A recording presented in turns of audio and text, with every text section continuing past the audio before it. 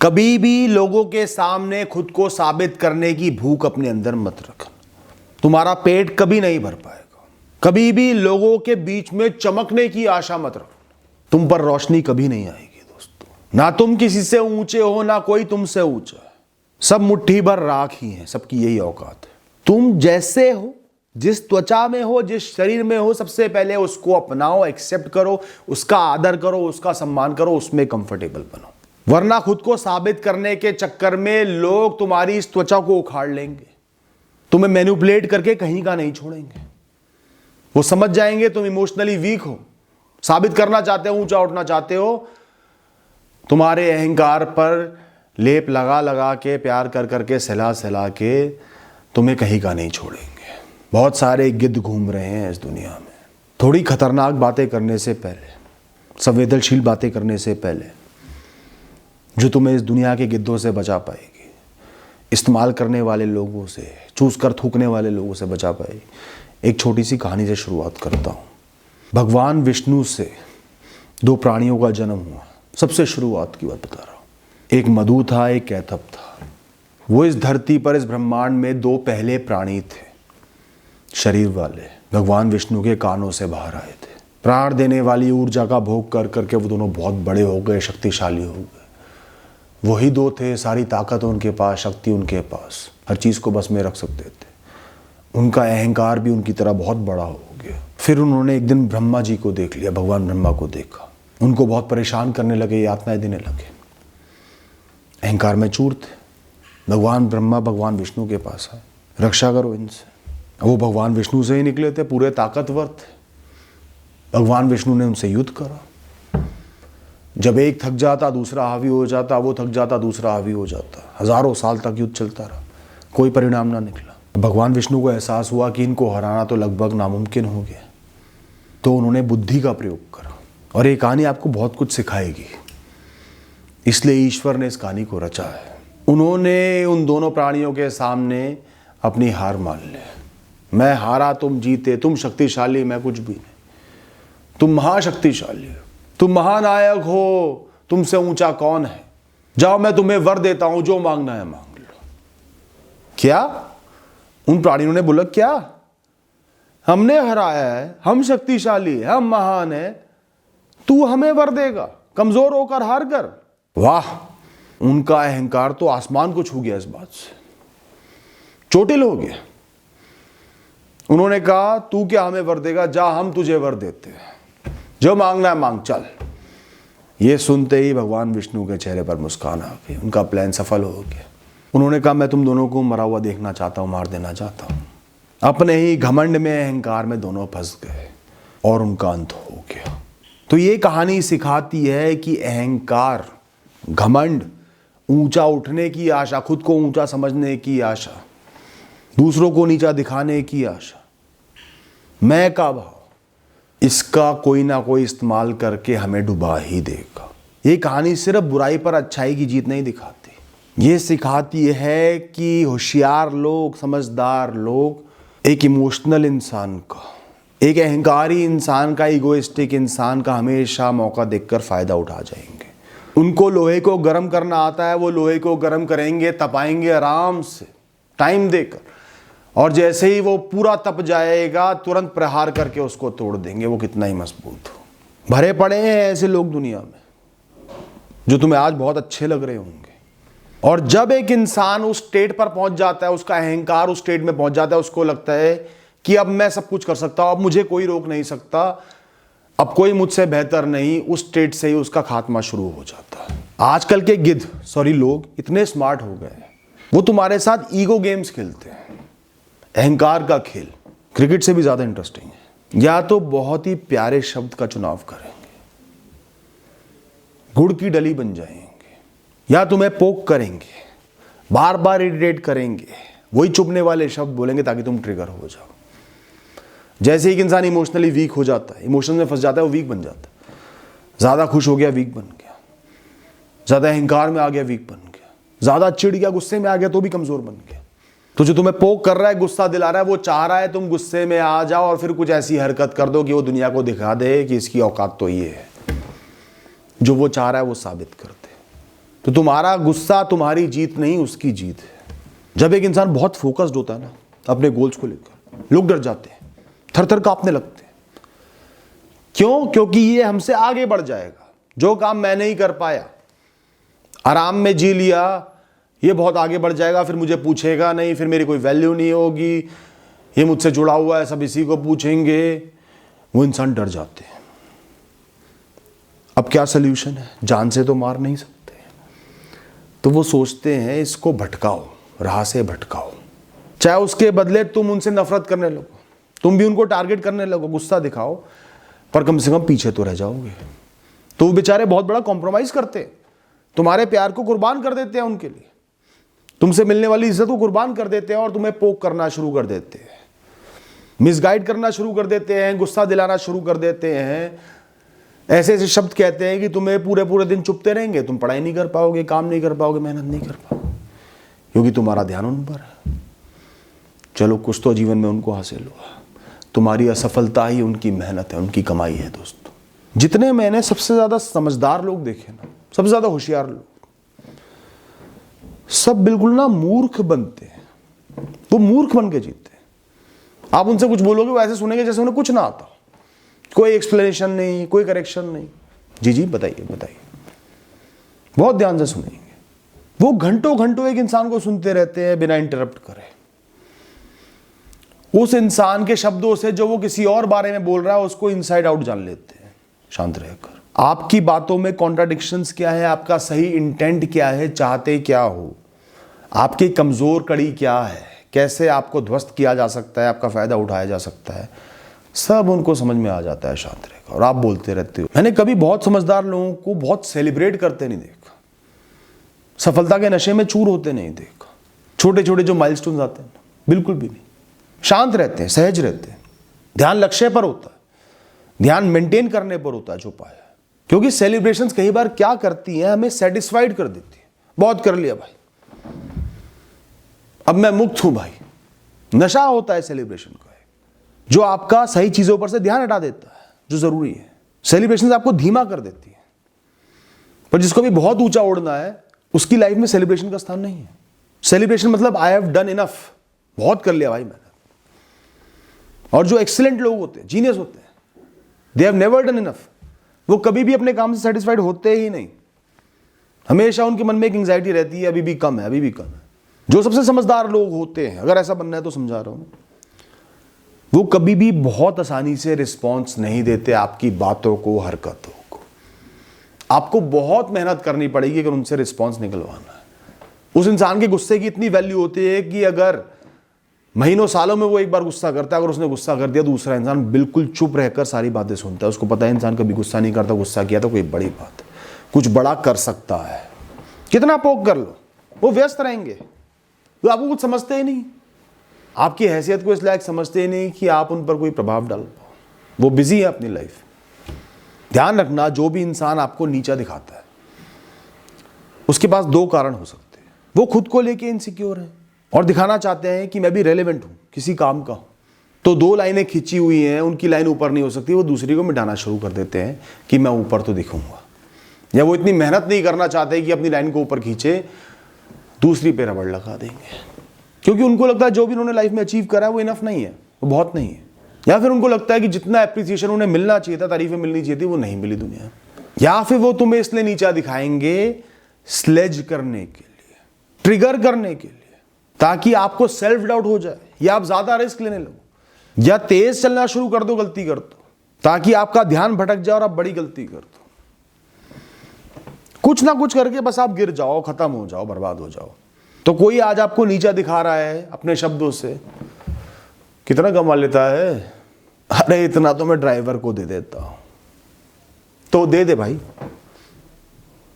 मुझे क्यों बता रहा है, मेरा क्या मतलब तेरे ड्राइवर से, मेरी गाड़ी चला रहा है वो, मुझे अपनी बेटी की शादी करनी है उससे, तुझे मुझसे उसका पैसा चाहिए, उसकी सैलरी के लिए।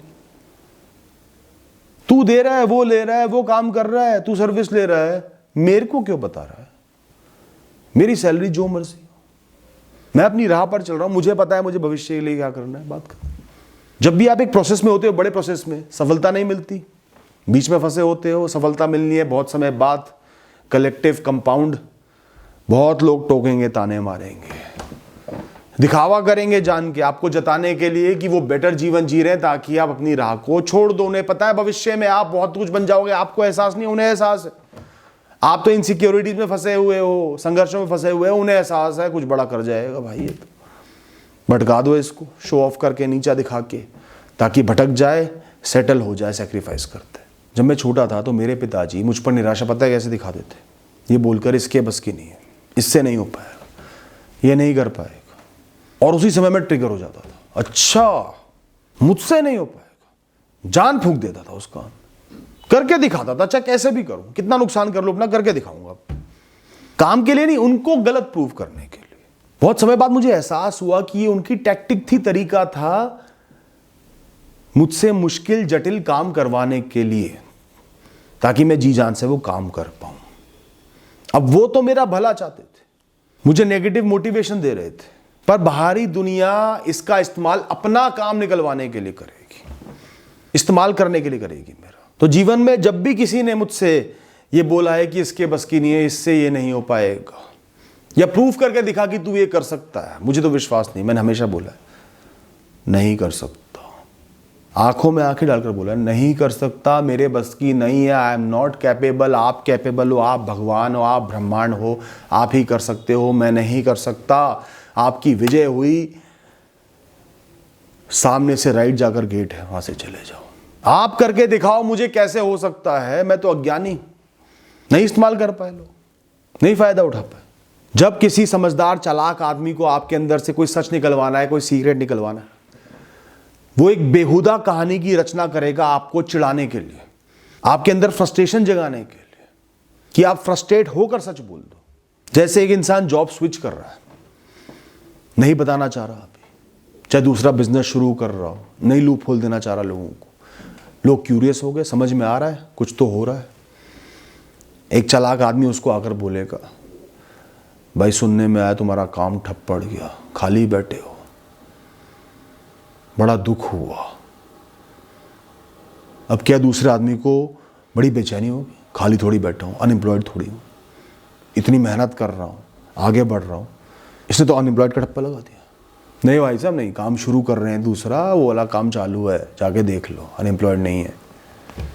मिल गई उसको लूप, रिवर्स साइकोलॉजी का प्रयोग कर दिया उसने, झूठ बोल के तुमसे सच निकलवा लिया। झूठ ने तुम्हें फ्रस्ट्रेट कर दिया, बेचैन कर दिया, तुमसे पहले उसने वो काम शुरू कर दिया, उसके पास तो रिसोर्सेज भी थे। और ऐसा मैंने साक्षात होते हुए देखा है। क्यों रिस्पॉन्स देना, बेचैन होना ही क्यों लोगों की बातों से, उसके लिए तुम अनएम्प्लॉयड हो गए, खाली हो गए, तो तुम्हारे जीवन पर क्या प्रभाव पड़ा? तुम्हें उसकी इज्जत चाहिए ही क्यों, उसका अप्रूवल चाहिए ही क्यों, वो है कौन? ये दिमाग में रख के चलो ना। लोगों के अहंकार पर अटैक करो और उन्हें अपना कठपुतली बनाकर रखो, ये इस दुनिया का असूल है। तुम आज भी इतने समझदार होने के बाद भी लोगों के शब्दों को उनका हथियार क्यों नहीं समझ पाते हमें कंट्रोल करने का? उनको लिटरली क्यों लेते हैं, दिल पर क्यों लेते हैं, अपना क्यों समझते हैं, जबकि निरंतर हमारे साथ हादसे हो रहे हैं। कोई आपको पब्लिक में आके ब्लेम करता है, आप पर इल्जाम लगाता है, सहम जाते हो, रोने लग जाते हो, दुख में पड़ जाते हो, पलटकर उस पर और घटिया इल्जाम लगा दो, तुमने तो ये किया है, उसको छुपाने के लिए मुझ पे इल्जाम लगा रहे हो, सहमा दो उसको। और वो कहेगा मैंने नहीं किया, तुम बोलो प्रूफ करके दिखा। वो कहेगा मैंने नहीं किया, मैं क्यों प्रूफ करूं? फिर तुम बोलना भाई जो इल्जाम तूने मुझ पर लगाया मैंने भी नहीं किया, मैं क्यों प्रूफ करूं?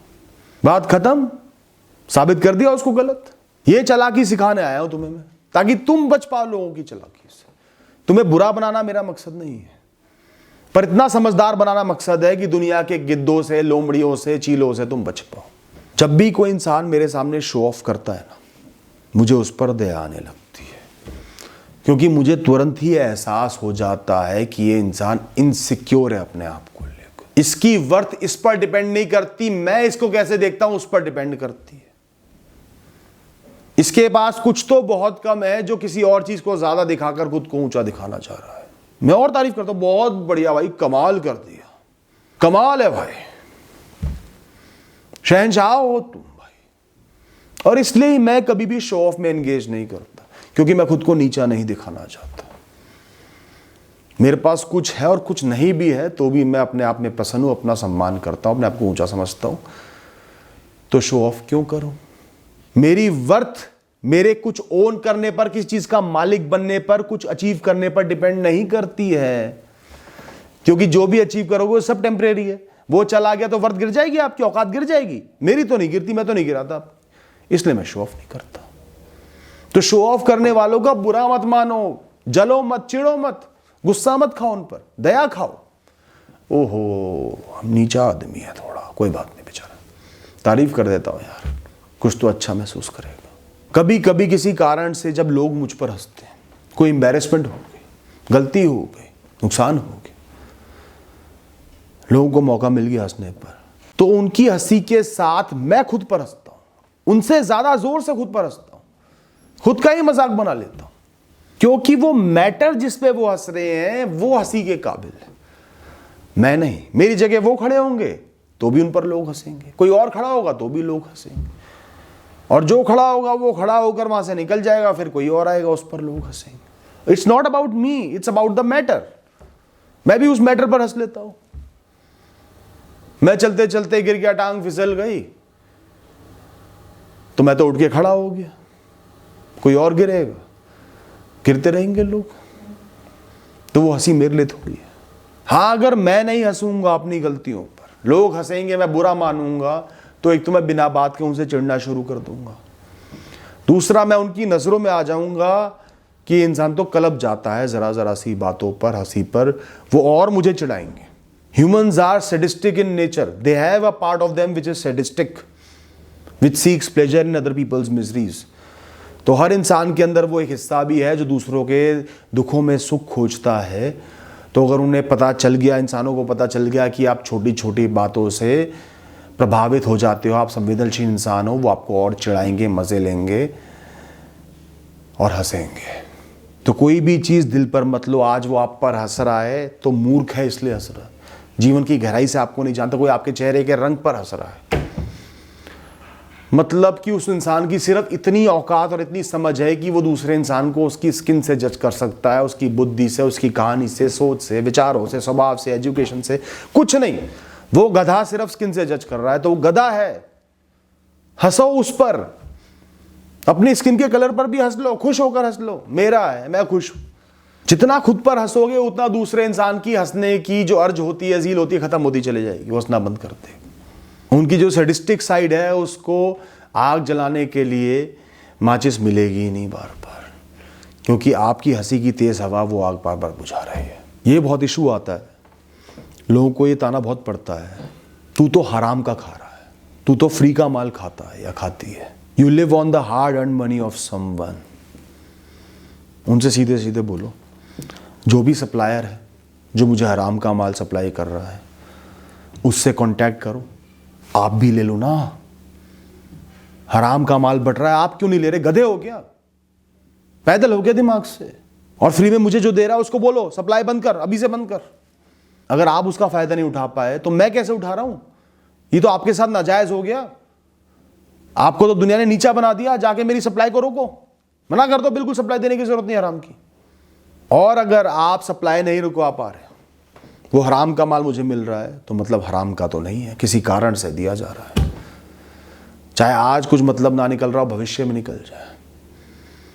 वो इंसान का प्रेम भी है तो वो प्रेम उसका है, उसका मोह है, अपने मोह को खुश रखने के लिए, सही रखने के लिए वो मेरा कर रहा है। मैं उसकी जिम्मेदारी हूं तो अपनी जिम्मेदारी पूरी करने के लिए, ताकि समाज में उसका ओहदा बड़ा दिख सके कि वो अपनी जिम्मेदारी पूरी कर रहा है, इसलिए मेरी कर रहा है। या समाज से डर कर मेरी सेवा कर रहा हूं, मुझे कुछ दे रहा हो कि समाज उसे जज ना करे, नीचा ना समझे, तो भी वो कारण उसके हैं। वो सप्लाई फ्री की नहीं है, वो माल हराम का नहीं है, किसी कारण से ही आ रहा है। बात खत्म। अपने आप को फ्रस्ट्रेट क्यों करना, डिप्रेस क्यों करना, एंग्जाइटी में क्यों घुसना? जवाब दो, उल्टे जवाब दो, प्यार भरे जवाब दो, भिगो भिगो के मारो लोगों को प्यार से। जब भी कोई इंसान आपके अंदर से कोई सीक्रेट निकालना चाहे किसी और का, ज़्यादातर लोग गॉसिप मॉन्गर्स होते हैं। उनकी लाइफ का एक ही मकसद होता है, एक ही सोर्स ऑफ हैप्पीनेस होता है, गॉसिप्स। इधर की बात उधर, उधर की बात उधर, उसके बारे में जानना, उसके बारे में जानना। तो वो आपसे ना लोगों के सीक्रेट्स निकलवाना चाहेंगे, आपके भी निकलवाना चाहेंगे। और जब आप नहीं बोलोगे, शुरू में मना कर दोगे, वो आपको इमोशनली ब्लैकमेल करेंगे। मैं तेरा कुछ नहीं लगता, मैं तेरी अपनी नहीं, वो मेरे से ज़्यादा बड़ा हो गया जो तू उसकी बातें मुझसे छुपा रहा है। आज वो इतना नज़दीक हो गया। मेरा तो उसूल है, कितना ही कोई मुझे चिकनी चुपड़ी बातें कर ले, कंपैरिजन कर ले, मेरा एक ही जवाब होता है। मेरा उसूल है, मैं जीवन में कभी भी किसी से मेरी कोई बात होती है तीसरे इंसान से शेयर नहीं करता। आपकी और मेरी कोई बात होगी, चाहे कोई मेरे कितना ही नज़दीक हो, उस तक नहीं पहुंचेगी जब तक आप खुद चीख चीख कर ना कहोगे उसको ही बताते। मैं इस उसूल से जीता हूं। आज ये उसूल तोड़ूंगा, कल हो सकता है आपकी बात किसी और को बताने लग जाऊं, कोई और निकलवा ले। तो इसलिए मैं इस उसूल को कायम रखता हूं। उम्मीद करता हूं आप बुरा नहीं मानोगे। खुद पर नहीं बात डाली, अपने उसूल पर डाल दी। उसूल तो उसूल है, रूल तो रूल है। साथ ही मैं हमेशा कहता हूं, देखो मुझे सख्त नफरत है मैं किसी से कोई बात कहूं और वो तीसरे इंसान को जाकर बोलते हैं, मैं उस इंसान से फिर बात नहीं करता, तो वही काम मैं नहीं कर सकता ना, इसलिए मैंने उसूल बनाया। वो चाहकर भी आपकी बुराई नहीं कर पाएगा, आपसे चिढ़ नहीं पाएगा, नाराज नहीं हो पाएगा। और कई लोग ऐसे होंगे जो कम समय में तो गुस्सा खा जाएंगे, थोड़ा चिढ़ जाएंगे, पर इस बात से लंबे समय में वो मेरा आदर करेंगे, अपने सीक्रेट शेयर कर पाएंगे इस भरोसे के साथ कि कहीं और नहीं जाए। और मैं उनकी चिकनी चुपड़ी बातों में आकर सीक्रेट शेयर कर दूंगा तो समझ जाएंगे इससे सीक्रेट शेयर नहीं करना, कोई और निकलवा लेगा। अच्छा, अब लोग क्या करते हैं, आपको ट्रिगर करने के लिए अनकंफर्टेबल क्वेश्चंस पूछते हैं पब्लिक में, लोगों के सामने जान के मजबूर करते हैं कि उस बात का जवाब दो जिस बात का आप जवाब नहीं देना चाहते। जैसे आपने एज अ कपल डिसाइड किया है कि अभी बच्चा पैदा नहीं करना, समय देना एक दूसरे को, थोड़ा जोड़ना है, जो भी करना है। एक अंकल आ जाएंगे खड़ूस से पार्टी में, 10 लोग खड़े होंगे, आपसे पूछेंगे क्या बात, बच्चा नहीं हो पा रहा क्या, डॉक्टर को दिखा लो, कोई कमी आ गई है क्या। आप अनकंफर्टेबल हो जाओगे। अपनी पर्सनल बात आप क्यों शेयर करो, मजबूरी में बोलोगे, नहीं हम तो पैसा जोड़ रहे हैं, नहीं हम कुछ समय चाइल्ड फ्री रहना चाहते हैं। नहीं बोलना चाहिए अपनी पर्सनल बात, ये तो एग्जाम्पल दे रहा हूं, पर मजबूर कर दिए जाओगे अपनी बात निकालने को। इसका एक तरीका है, कोई अनकंफर्टेबल क्वेश्चन पूछे, मुस्कुराओ और बिल्कुल कोई अनरिलेटेड क्वेश्चन उससे पूछ लो। अरे वो छोड़ो, आपका पहाड़ों का ट्रिप कैसा रहा, अरे वो छोड़ो अंकल, आपकी बेटी पास हो गई ना, 2 साल से फेल हो रही थी, इस बार तो पास हो गई होगी।